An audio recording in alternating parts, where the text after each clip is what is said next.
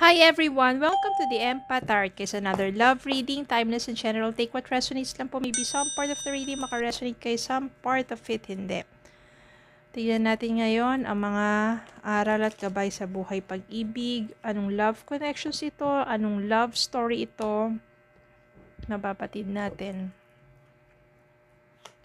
Spirit guides, send me messages. Anong love connections ito? Lessons in life and guidance na nais yung ipabatid sa amin. Mga aral at gabay sa buhay pag-ibig.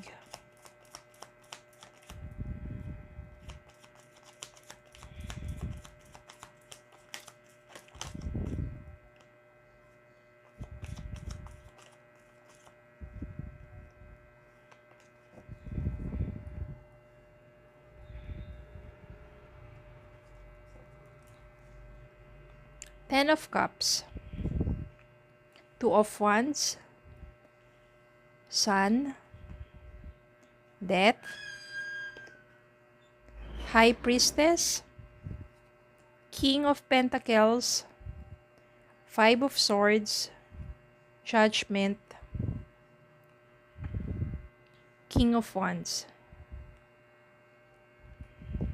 Bottom of the deck, King of Cups. Wow, ang daming king. Ang daming involved dito. Tingnan natin ngayon. Ang daming involved dito. We have King of Pentacles, King of Cups, and King of Wands. But lahat yan, kung ano man ang napili mo dyan, it will lead to a happy, joyful marriage, building family. At saka very positive dito yung Sun. Ano ba muna yung nangyari dito? You have been in a toxic relationship, Five of Swords. Maari kasi dito meron third party kaya sobrang complicated. Ayaw mo pang kalasan tong taong to, kahit sabihin natin may third party, kahit alam mo sa sarili mo na mahirap, masakit, pero nandito yung judgment, ibig sabihin nagising ka, natauhan ka, na hindi naman talaga dapat ganun, na hindi okay ang gawin kang third party, or hindi okay na magkaroon ng third party na kung saan sira at wasak at hindi maayos ang pagsasama.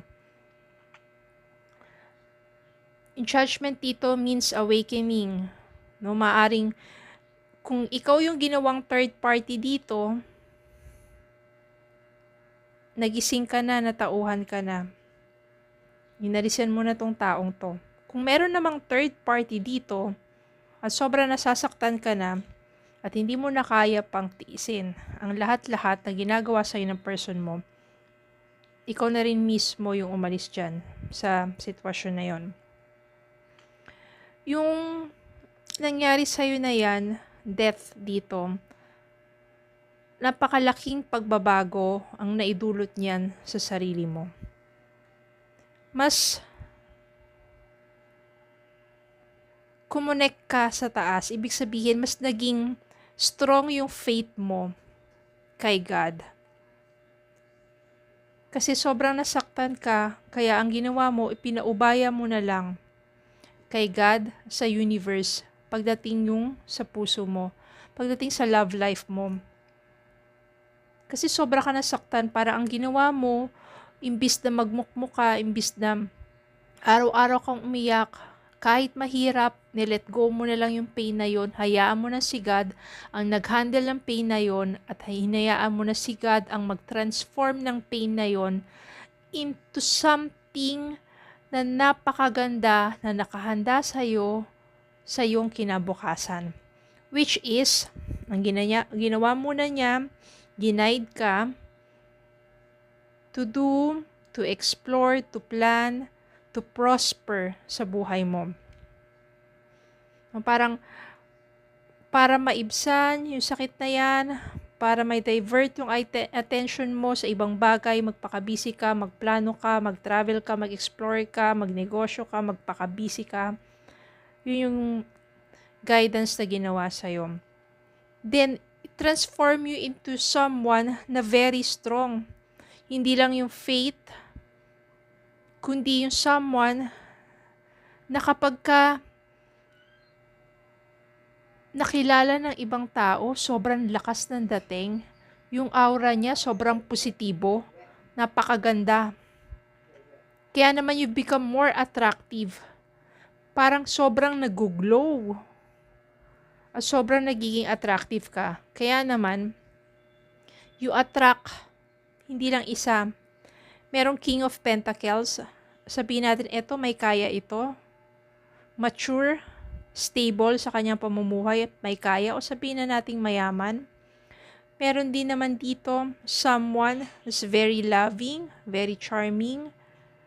Siya talaga yung hindi siya nahihiya, i-express sa'yo kung ano yung feelings niya para sa'yo. Palagi niya pinaparamdam na gusto ka niya. Dito naman, King of Wands, very passionate at ito naman very good looking tong person na to. Ngayon, dahil tatlo-tatlo sila at magaganda naman ang mga katangian nila, ikaw ngayon ang nahihirapang mamili. Diba? Sana all. Ganon. Pero nandito si Ten of Cups, ibig sabihin kung sino man sa kanila yung napili mo, it will lead into a happy relationship. Chariot.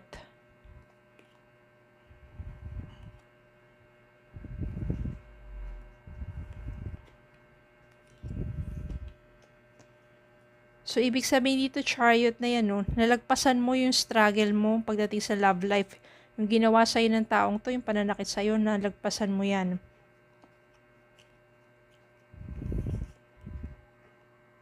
Page of Pentacles.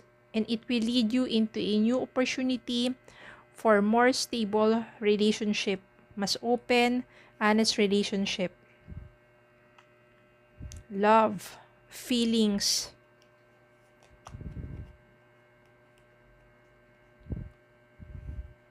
Sino ba talaga sa kanila ang pipiliin mo? Sino ba talaga sa kanila? And all you have to do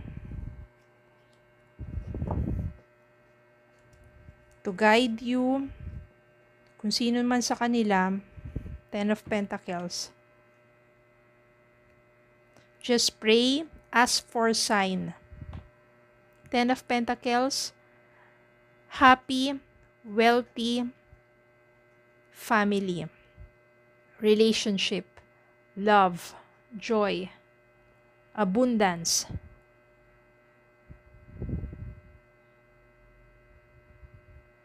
As sign and always pray na kung sino man sa kanila,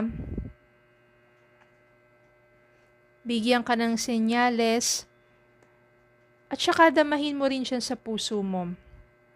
Sino sa kanila yung pinakamatimbang? Sino sa kanila yung nakikita mo, na i-imagine mo na sa bawat araw ng buhay mo, siya yung kasama mo?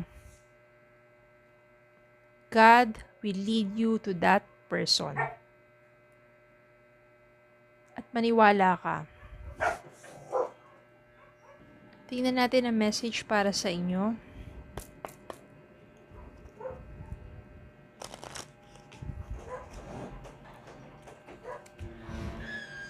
Engagement. Your love life is ascending to a higher level of commitment. See? Engagement.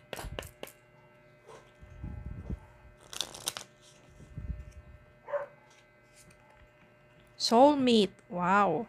Yes, this person is your soulmate. Your connection is sacred. See?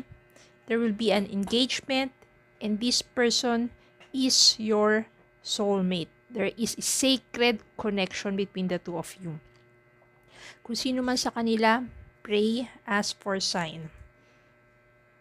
Engagement. Claim nyo na. Napakaganda. Napaka-positive. So just believe in love. Claim it with faith. Always pray and ask for guidance, for sign. And live your life with grateful heart. Okay, so yun lang po. Maraming salamat po for watching. Please don't forget to like, share, comment, subscribe, follow me on Facebook and TikTok. Have a good day po and God bless.